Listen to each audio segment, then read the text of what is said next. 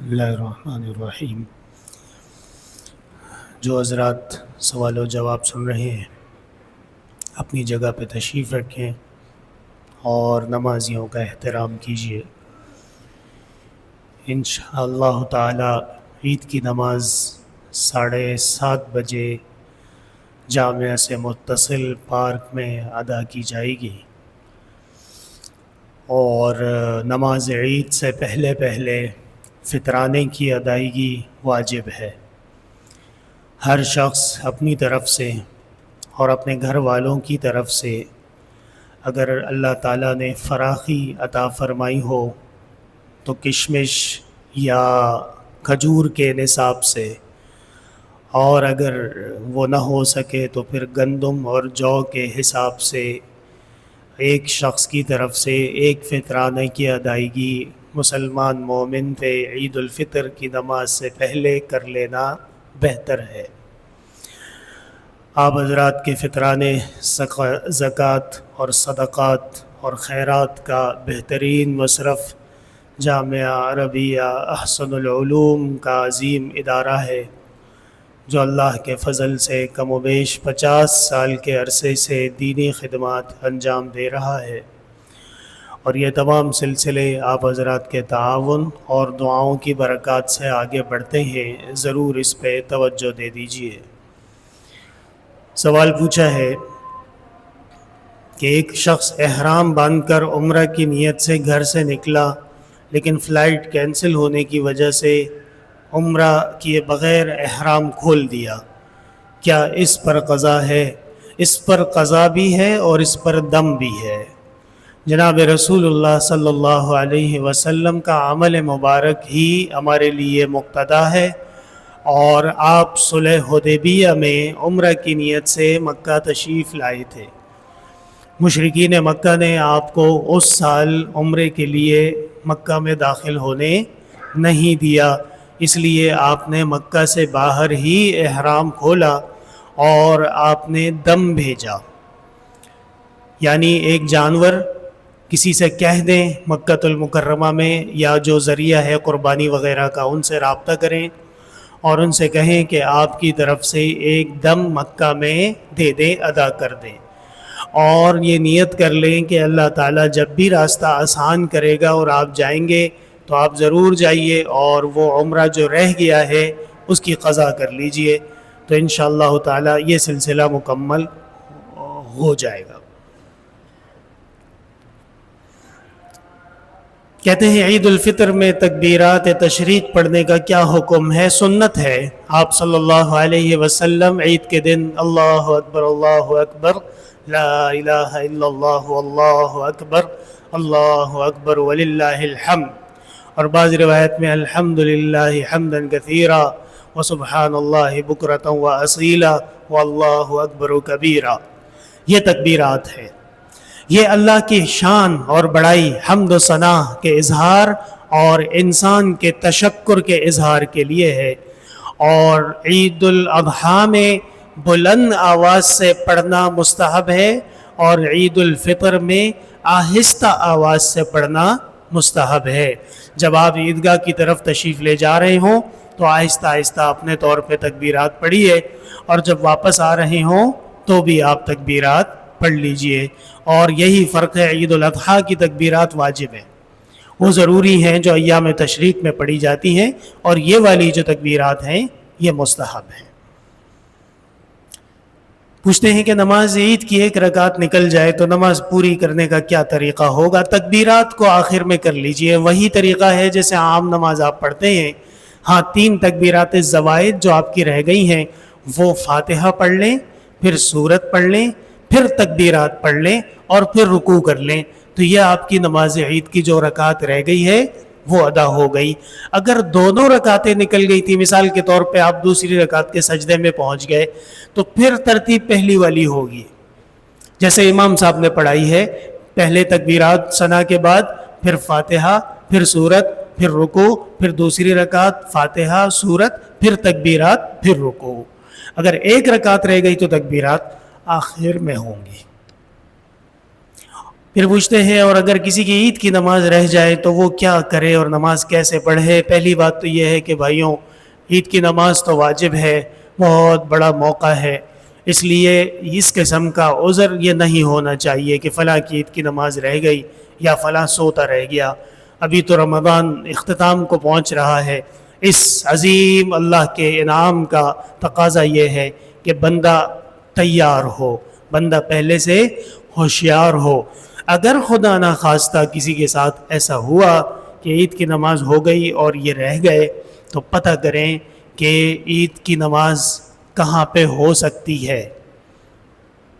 بعض جگہ ایسی ہوتی ہیں کہ وہ تاخیر سے پڑھتے ہیں، وہاں پہنچ جائیں، بشرط یہ کہ صحیح العقیدہ ہو، ایسا نہ ہو کہ ہر ایک کے پیچھے آپ شروع ہو جائیں۔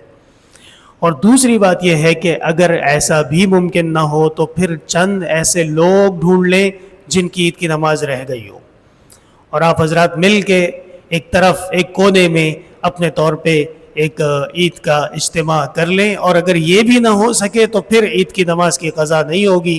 بعض علماء نے کہا ہے گھر پہ جا کے 2 رکعت نفل پڑھ لیں، لیکن یہ ہے کہ جو اصل عید کی ہیئت ہے، خطبہ ہے، اجتماع ہے، وہ تو اس میں نہیں ہے، تو عید کی جو قضا نہیں ہوگی۔ اور یہی طریقہ ہے سنت کا کہ سنت جب اپنے وقت سے نکل جائے تو پھر اس کی قضا نہیں ہوتی۔ شوال کے 6 روزوں کی کیا فضیلت ہے اور کیا یہ 6 روزے رکھنے چاہیے؟ فضیلت تو آپ کے علم میں ہوگی ہی، اسی لیے آپ پوچھ رہے ہیں۔ مسلم شریف میں روایت ہے، آپ صلی اللہ علیہ وسلم سے فرمایا جس نے شوال کے 6 روزے رکھے گویا کہ اس نے سارا سال روزے رکھے ہیں۔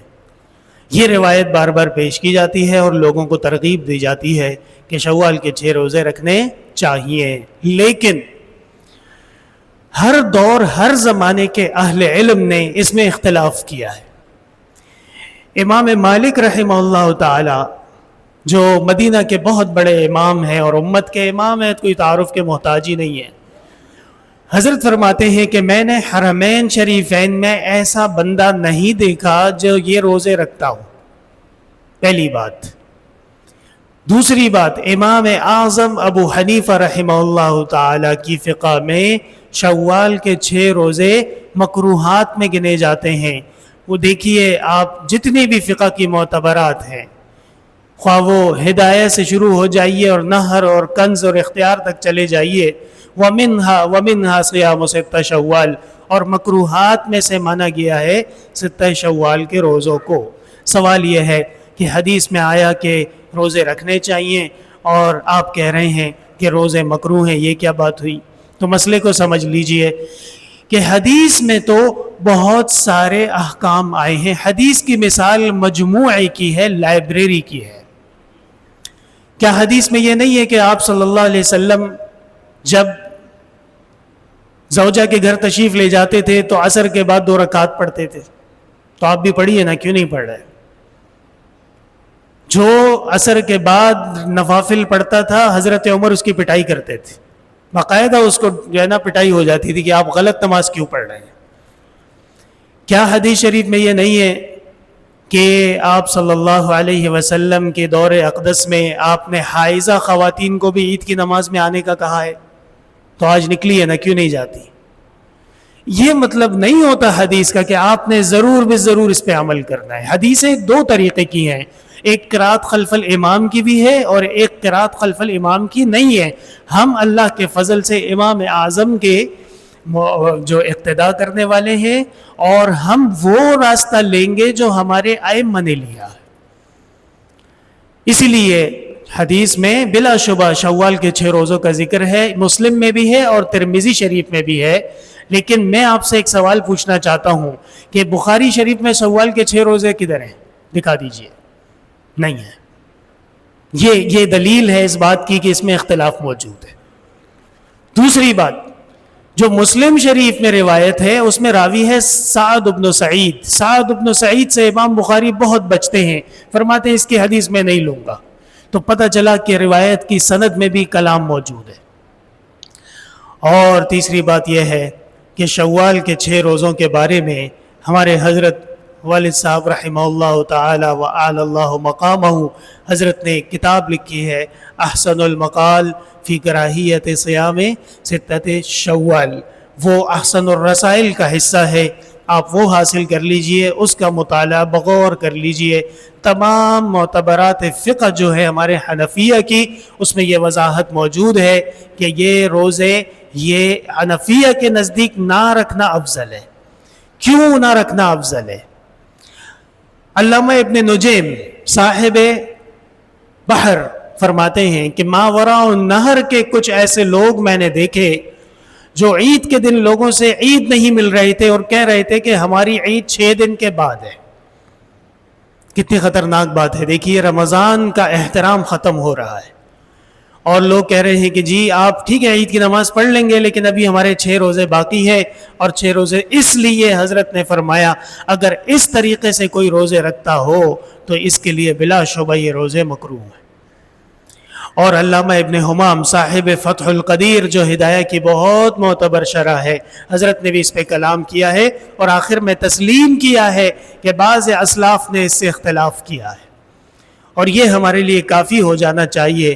جس شد و مد سے عام طور پہ علماء بیان کرتے ہیں تو وہ مسئلے کا ایک رخ بیان کرتے ہیں، دوسرا رخ رہ جاتا ہے، اور امانت کا تقاضا یہ ہے کہ آپ کے سامنے مسلم کی روایت بھی ہو اور آپ کے سامنے فقہاء اور ائمہ کے اقوال بھی ہوں۔ لہٰذا شوال کے 6 روزے ہمارے نزدیک نہ رکھنا بہتر ہے، بعد میں آپ روزے رکھتے رہیے، بڑے شوق سے رکھتے رہیے، اور رمضان کا احترام کا تقاضا یہ ہے کہ عید کے بعد کچھ دن کے لیے آپ وقفہ کر لیجئے۔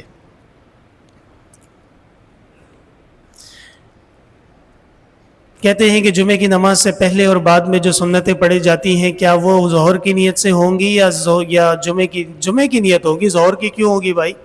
ظہر تو آج جمعہ ہے نا، تو جمعے کی فرض پڑھ لی آپ نے، پہلی سنت بھی جمعے کی ہے اور بعد والی جمعے کی بھی۔ ہاں وقت ہے ظہر بھائی۔ عید کی نماز میں واجب کی نیت کرنی چاہیے یا سنت کی؟ واجب کی کر لیجئے، واجب کی کرنا افضل ہے۔ حدیث میں آتا ہے کہ عہد نبوت میں خواتین عیدگاہ آتی تھیں، جبکہ حرمین شریفین میں آج بھی نماز عید میں شریک بہت ساری خواتین ہوتی ہیں، لیکن ہمارے ہاں ایسا نہیں ہوتا۔ اس کی کیا وجہ ہے؟ یہ بہت زبردست سوال آپ نے کیا ہے، کسی کے ذہن میں آ سکتا ہے کہ آپ صلی اللہ علیہ وسلم نے تو اجتماع عید میں حائضہ خواتین کو بلایا تھا اور کہا تھا کہ آئیے وَلْيَشْهَدْنَ دعوت الخیر، اور دعاؤں میں شریک رہیے۔ اس وقت مسلمانوں کا اجتماع محدود تھا، گننے چنے مسلمان تھے، سارے ملا کے 100-150 بنتے ہوں گے، 200 بنتے ہوں گے۔ تو آپ صلی اللہ علیہ وسلم کا مقصد مسلمانوں کے اجتماع، مسلمانوں کے غلبہ اور مسلمانوں کے ہیئت کا اظہار کرنا تھا۔ اللہ کے فضل سے اذا جاء نصر اللہ والفتح ورأیت الناس يدخلون فی دین اللہ افواجا، اب فوج در فوج لوگ اسلام میں داخل ہو گئے، اور اللہ کے فضل سے ہماری عیدگاہیں صرف مردوں سے بھر جاتی ہیں، لہٰذا خواتین کے بارے میں کہا گیا وہ گھر پہ رہیں۔ حرمین شریفین میں خواتین عید کی نماز کس لیے آتی ہیں؟ حرمین شریفین کی خصوصیت ہے یہ، اس پہ آپ اپنی مسجد کو قیاس نہ کریں، وہ بہت بڑا مقام ہے، وہاں پہ ایک نماز 1 لاکھ نماز کے برابر ہے۔ کل آپ کہیں گے کہ میری مسجد میں نماز 1 لاکھ کیوں نہیں ہے؟ ارے بھائی حرمین شریفین بہت عظیم مقام ہے، اس روئے زمین پہ سب سے محترم زمین کا ٹکڑا ہے۔ جیسے وہاں تہجد کی اذان خاصیت ہے، اس طرح وہاں پہ خواتین کا طواف میں بھی، سعی میں بھی، نماز عید میں بھی، تراویح میں بھی، ہر چیز میں شریک ہونا ثواب ہے اور بلا شبہ بہترین عمل ہے۔ ہاں جو آج کے ہمارے آپ کے محلے اور مساجد ہیں تو یہاں پہ اسی مسئلے پہ عمل کیا جائے گا جس پہ صحابہ کرام رضوان اللہ علیہم اجمعین اور بعد میں آنے والے اسلاف نے فرمایا، اور وہ یہ کہ بھائیوں خاتون پہ عید کی نماز واجبی نہیں ہے، خاتون پہ عید کی نماز واجب نہیں ہے۔ جب واجب نہیں ہے تو پھر کیوں آپ اس کو گھر سے نکلنے پہ مجبور کر کے زبردستی میدان میں لا رہے ہیں؟ لہٰذا خاتون کے لیے گھر، اور گھر کے اندر کمرہ، اور گھر کے اندر کوٹڑی، اور کوٹڑی کے اندر کونے میں نماز پڑھنا افضل ہے۔ یہ آپ صلی اللہ علیہ وسلم نے اس خاتون سے کہا جو کہتی تھی اللہ کے رسول میں ہر نماز آپ کے ساتھ پڑھنا چاہتی ہوں۔ آپ اندازہ کیجئے اللہ کے رسول کے ساتھ نماز پڑھنا چاہتی ہیں، حضرت نے فرمایا نہیں، گھر پہ پڑھیے، گھر میں کمرے میں پڑھیے، اور کمرے میں کونے میں پڑھیے، یہ آپ کے لیے بہت افضل ہے۔ یہ وجہ ہے جی۔ عید مبارک کہنا کیسا ہے؟ عید مبارک کہنا بلا شبہ جائز ہے، اور ابن امیر الحاج کے حوالے سے علامہ ابن عابدین نے باقاعدہ سلف صالحین کا عمل بھی نقل کیا ہے، اور ہمارے حضرت والد صاحب رحمۃ اللہ علیہ باقاعدہ عید کی نماز کے بعد لوگوں کو مبارکباد بھی دیتے تھے، اور یہ بتاتے بھی تھے کہ ہمارے نزدیک عید ملنا ایک بہترین عمل ہے۔ ہاں، اس کے ساتھ ایک اضافہ کر لیجئے، صحابہ جب ایک دوسرے سے عید ملتے تھے تو تقبل اللہ منا ومنکم صالح الاعمال، یہ ضرور کہا کریں، تقبل اللہ منا ومنکم صالح الاعمال کل عام وانتم بخیر، اللہ کرے ہر سال ایسا گزرے اور آپ خیریت سے ہوں، اور اللہ آپ کے اعمال کو قبول کر لیں۔ بہترین دعا ہے، یہ کیجئے۔ کسی غیر مسلم کو عید مبارک کے جواب میں کیا کہنا چاہیے؟ اگر وہ آپ کو عید مبارک کہہ رہا ہے تو آپ مبارکباد لے لیجئے، اس میں اسلام کی غلبہ اور اسلام کے ترقی کا اظہار ہے، لیکن آپ اس کو کرسمس مبارک نہ کہیے اور دیوالی مبارک، ہولی مبارک، ارے بھائی یہ آپ کدھر لگ گئے، یہ آپ غلط راستے پہ چل پڑے۔ ہاں، اگر وہ اسلام کی طرف آ رہے تو ضرور آئے، شوق سے آئے، اور اسلام کی اس میں عظمت ہے، اسلام کی اس میں سربلندی ہے، لیکن ہمیں ان کی طرف جانے کی کوئی ضرورت نہیں۔ کیا رمضان کے بعد میں روزانہ روزے رکھ سکتا ہوں؟ نہیں جی، یہی تو وہ دن روایت بیان ہوئی تھی نا کہ ایک شخص نے کہا میں ہر دن روزے رکھوں گا، آپ صلی اللہ علیہ وسلم نے فرمایا کہ نہیں، آپ ہر دن روزے نہیں رکھیں گے، اس لیے کہ ایک دن میں روزہ رکھتا ہوں اور ایک دن نہیں رکھتا۔ اور وہ جو صحابی تھے جو بالکل گھر کی طرف توجہ نہیں دیتے تھے اور نماز پڑھتے تھے اور صرف روزہ رکھتے تھے، آپ صلی اللہ علیہ وسلم نے فرمایا کہ آنکھیں کمزور ہو جائیں گی، جسم کمزور ہو جائے گا، آپ کیا کر رہے ہیں؟ ان لنفسک علیک حق و ان لاہلک علیک حق و ان لضیفک علیک حق، بیگم کا بھی حق ہے، اپنا بھی حق ہے، مہمان کا بھی حق ہے، لہٰذا کبھی روزے رکھیں اور کبھی نہ رکھیں۔ دین کا حسن یہی ہے۔ لیلۃ الجائزہ کی کیا فضیلت ہے؟ لیلۃ الجائزہ انعام کی رات، انشاءاللہ تعالی آج جب رمضان خیر سے مکمل ہو جائے مغرب کے بعد، تو اب یہ جو شروع ہو جائے گی اس کو لیلۃ الجائزہ یعنی عید کی رات، انعامات کی رات کہا جاتا ہے، دعاؤں کی قبولیت کی رات ہے، اور اس رات میں اپنے آپ کو خواہ میں بیوٹی پارلر اور طارق روڈ کے نظر ہرگز نہ کیجیے، بلکہ اس رات میں آپ خوب عبادت کیجیے، دعا فرمائیے۔ خاص طور پہ جو معتکفین ہیں ان سے میں کہوں گا کہ کوئی جلد بازی نہ کریں، کوشش کریں کہ عشاء کی نماز مسجد ہی میں پڑھ لیں، اس لیے کہ کوئی گارنٹی نہیں ہے آپ گھر جائیں گے اس کے بعد کون سی جماعت میں آپ شریک ہوں گے، خدا جانے، تو یہیں سے پڑھ کے اس کے بعد آرام تسلی سے دعا مانگے، اللہ سے خیر مانگے، قبولیت مانگے، عافیت مانگے، اس کے بعد 2 رکعات پڑھ لیں مزید شکرانے کے، اور پھر بسم اللہ کر کے سنت طریقے سے مسجد سے نکلیں۔